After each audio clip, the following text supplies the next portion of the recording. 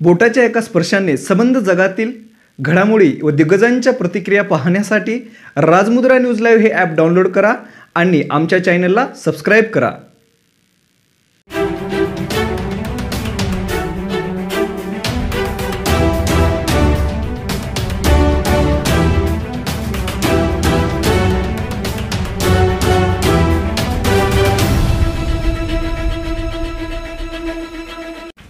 नमस्कार, मी श्रीराम मोटरगे राजमुद्रा news live मध्ये तुमचं स्वागत करतो। पाहूयात आजच्या ठळक घडामोडी।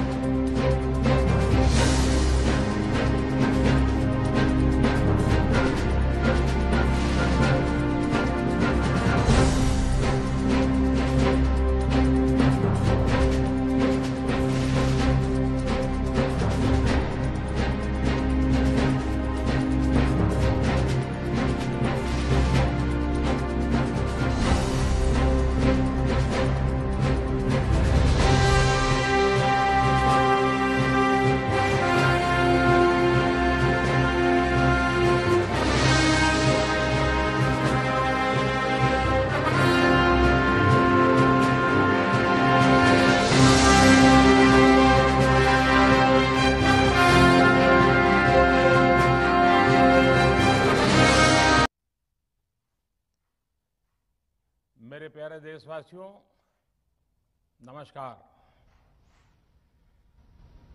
कोरोना के खिलाफ देश आज फिर एक बहुत बड़ी लड़ाई लड़ रहा है। कुछ सप्ताह पहले तक स्थितियां संभली हुई थी और फिर एक कोरोना की दूसरी वेव तूफान बनकर आ गई। जो पीड़ा आपने सही है, जो पीड़ा आप सह रहे हैं, उसका मुझे पूरा एहसास है। जिन लोगों ने बीते दिनों में अपनों को खोया है, मैं सभी देशवासियों की तरफ से उनके प्रति संवेदनाएं व्यक्त करता हूं। परिवार के एक सदस्य के रूप में मैं आपके दुख में शामिल हूं। चुनौती बड़ी है, लेकिन हमें मिलकर अपने संकल्प, अपने हौसले और तैयारी के साथ इसको पार करना है। साथियों, अपनी बात को विस्तार देने से पहले मैं देश के सभी डॉक्टरों, मेडिकल स्टाफ, पैरामेडिकल स्टाफ, हमारे सभी सफाई कर्मचारी भाई बहन, हमारे एम्बुलेंस के ड्राइवर्स, हमारे सुरक्षा बल, पुलिसकर्मी, सभी की सराहना करूंगा। आपने कोरोना की पहली वेव में भी अपना जीवन दांव पर लगाकर लोगों को बचाया था। आज आप फिर इस संकट में अपने परिवार, अपने सुख, अपनी चिंता छोड़कर दूसरों का जीवन बचाने में दिन रात जुटे हुए हैं। साथियों, हमारे शास्त्रों में कहा गया है, त्याज्यम न धैर्यम विदुरेऽपि काले, अर्थात कठिन से कठिन समय में भी हमें धैर्य नहीं खोना चाहिए।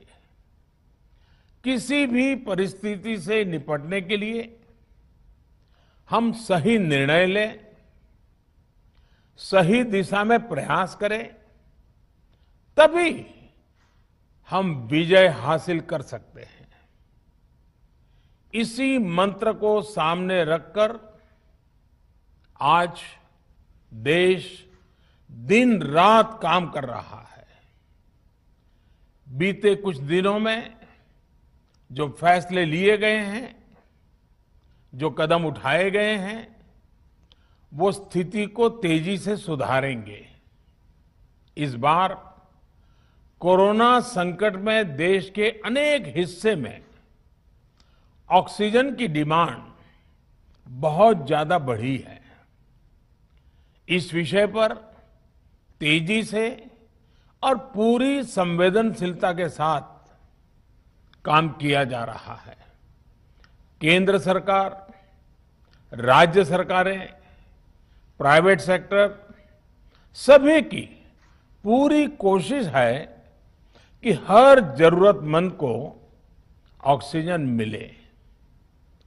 ऑक्सीजन प्रोडक्शन और सप्लाई को बढ़ाने के लिए भी कई स्तरों पर उपाय किए जा रहे हैं।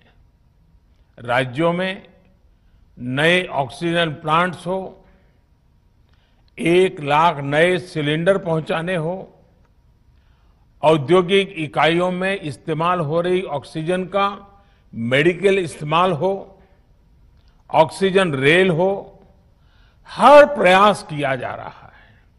साथियों, इस बार जैसे ही कोरोना के केस बढ़े, देश के फार्मा सेक्टर ने दवाइयों का उत्पादन और बढ़ा दिया है।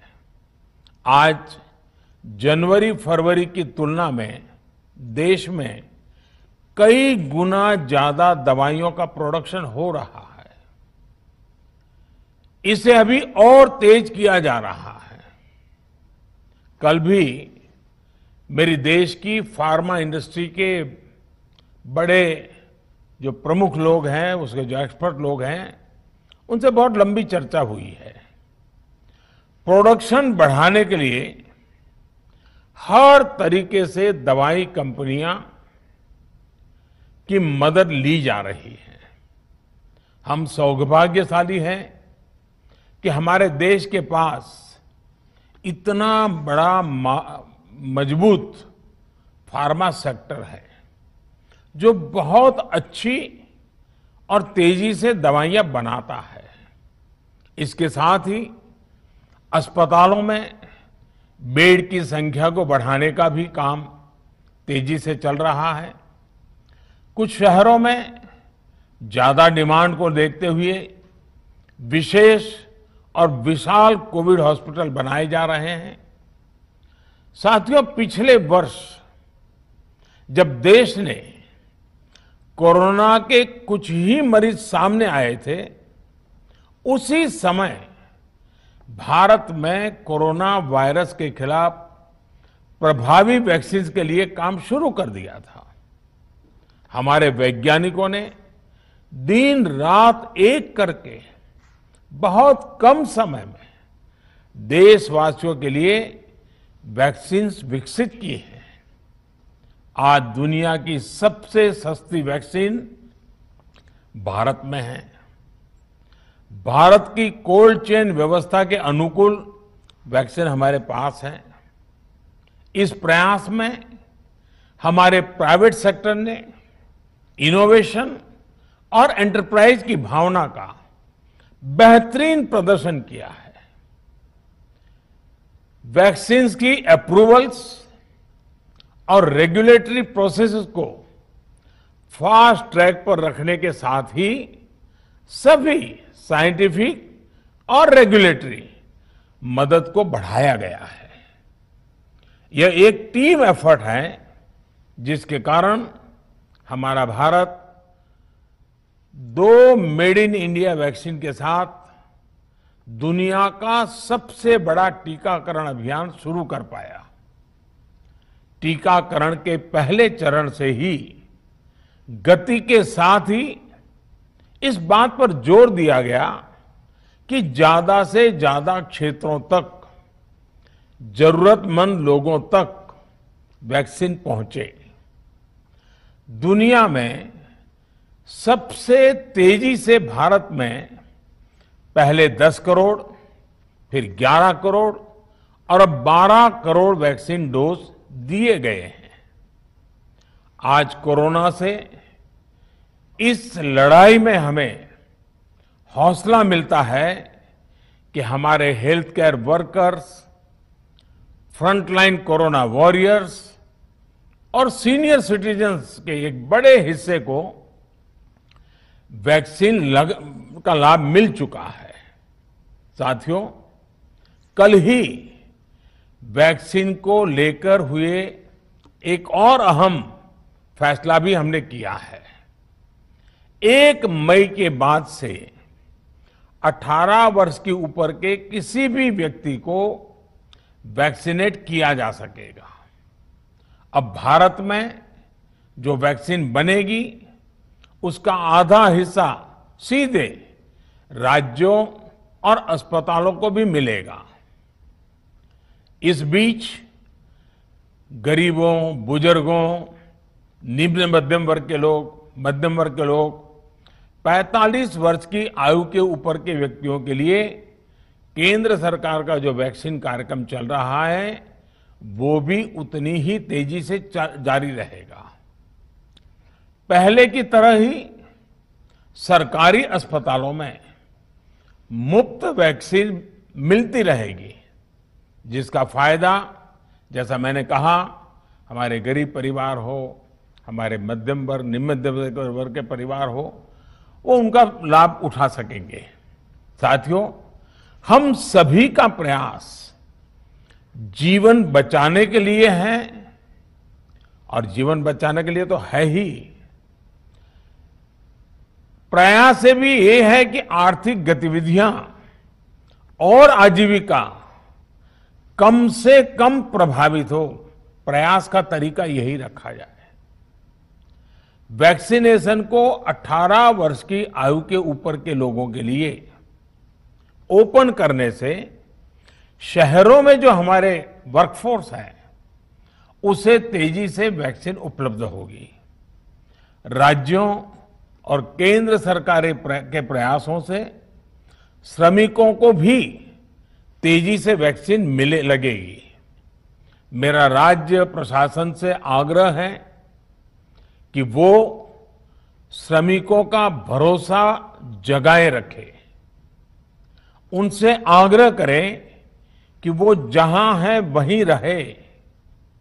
राज्यों द्वारा दिया गया ये भरोसा उनकी बहुत मदद करेगा कि वो जिस शहर में हैं वहीं पर अगले कुछ दिनों में वैक्सीन भी लगेगी और उनका काम भी बंद नहीं होगा। साथियों, पिछली बार जो परिस्थितियां थी वो अभी से काफी भिन्न थी। तब हमारे पास इस वैश्विक महामारी से लड़ने के लिए कोरोना स्पेसिफिक मेडिकल इंफ्रास्ट्रक्चर नहीं था। आप याद करिए देश की क्या स्थिति थी। कोरोना टेस्टिंग के लिए पर्याप्त लैब नहीं, पीपीई का कोई प्रोडक्शन नहीं, हमारे पास इस बीमारी के ट्रीटमेंट के लिए कोई खास जानकारी भी नहीं। लेकिन बहुत ही कम समय में हमने इन चीजों में सुधार किया। आज हमारे डॉक्टरों ने कोरोना के इलाज की बहुत ही अच्छी एक्सपर्टीज हासिल कर ली है। वो ज्यादा से ज्यादा जीवन बचा रहे हैं। आज हमारे पास बड़ी मात्रा में पीपीई किट्स हैं, लैब्स का बड़ा नेटवर्क है और हम लोग टेस्टिंग की सुविधा को निरंतर बढ़ा रहे हैं। साथियों, देश ने कोरोना के खिलाफ अब तक बहुत मजबूती से और बहुत धैर्य से लड़ाई लड़ी है। इसका श्रेय आप सभी को, सभी देशवासियों को ही जाता है। अनुशासन और धैर्य के साथ कोरोना से लड़ते हुए आप देश को यहां तक लाए हैं। मुझे विश्वास है जन भागीदारी की ताकत से हम कोरोना के इस तूफान को भी परास्त कर पाएंगे। आज हम अपने चारों ओर देख रहे हैं कि कैसे कई लोग, कई सामाजिक संस्थाएं जरूरतमंदों तक मदद पहुंचाने में दिन रात जुटे हैं। दवाई पहुंचाना हो, खाने या रहने की व्यवस्था करनी हो, लोग पूरे मनोयोग के साथ काम कर रहे हैं। मैं इन सभी के सेवा भाव को आदरपूर्वक नमन करता हूं और देशवासियों से अपील करता हूं कि अधिक से अधिक मात्रा में इस संकट की घड़ी में देशवासी आगे आएं और जरूरतमंदों तक मदद पहुंचाएं। समाज के पुरुषार्थ और सेवा के संकल्प से ही हम ये लड़ाई जीत पाएंगे। मेरा युवा साथियों से अनुरोध है कि वो अपनी सोसाइटी में, मोहल्ले में, अपार्टमेंट्स में छोटी छोटी कमेटियां बनाकर कोविड अनुशासन पालन करवाने में मदद करें। हम ऐसा करेंगे तो सरकारों को न कभी कंटेनमेंट जोन लगाने की जरूरत पड़ेगी, न कर्फ्यू लगाने की जरूरत पड़ेगी और लॉकडाउन का तो सवाल ही नहीं उठता है, आवश्यकता ही नहीं पड़ेगी। स्वच्छता अभियान के समय देश में जागरूकता फैलाने के लिए मेरे बाल मित्रों ने बहुत मदद की थी। छोटे छोटे बालक, 5वीं, 7वीं, 8वीं, 10वीं में पढ़ने वाले, उन्होंने घर के लोगों को समझाया था, मनाया था। उन्होंने बड़ों को भी स्वच्छता का संदेश दिया था। आज मैं फिर अपने बाल मित्रों से एक बात विशेष तौर पर कहना चाहता हूं। मेरे बाल मित्र, घर में ऐसा माहौल बनाइए कि बिना काम, बिना कारण घर के लोग घर से बाहर न निकले। आपकी जीत बहुत बड़ा परिणाम ला सकती है। प्रचार माध्यमों से भी मेरी प्रार्थना है कि ऐसे संकट की घड़ी में वो लोगों को सतर्क और जागरूक करने के लिए जो प्रयास कर रहे हैं उसे और बढ़ाएं। इसके साथ ही इसके लिए भी काम करें कि डर का माहौल कम हो सके, लोग अफवाह और भ्रम में न आए। साथियों, आज की स्थिति में हमें देश को लॉकडाउन से बचाना है। मैं राज्यों से भी अनुरोध करूंगा कि वो लॉकडाउन को अंतिम विकल्प के रूप में ही इस्तेमाल करें। लॉकडाउन से बचने की भरपूर कोशिश करनी है और माइक्रो कंटेनमेंट जोन पर ही ध्यान केंद्रित करना है। हम अपनी अर्थव्यवस्था की सेहत भी सुधारेंगे और देशवासियों की सेहत का भी ध्यान रखेंगे। साथियों, आज नवरात्रि का आखिरी दिन है। कल रामनवमी है और मर्यादा पुरुषोत्तम श्री राम का हम सभी को यही संदेश है कि हम मर्यादाओं का पालन करें। कोरोना के इस संकट काल में कोरोना के बचने के जो भी उपाय है, कृपया करके उनका पालन 100% करिए। दवाई भी, कड़ाई भी, इस मंत्र को कभी भी भूलना नहीं है। ये मंत्र जरूरी है, वैक्सीन के बाद भी जरूरी है। रमजान के पवित्र महीने का भी आज 7वां दिन है। रमजान हमें धैर्य, आत्मसंयम और अनुशासन की सीख देता है। कोरोना के खिलाफ जंग जीतने के लिए अनुशासन भी उसकी भी उतनी ही जरूरत है।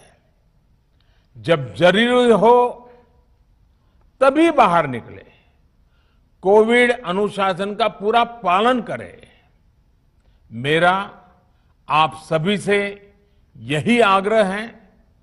मैं आपको फिर ये भरोसा देता हूं, आपके इस साहस, धैर्य और अनुशासन के साथ जुड़कर आज जो परिस्थितियां हैं उन्हें बदलने में देश कोई कोर कसर नहीं छोड़ेगा।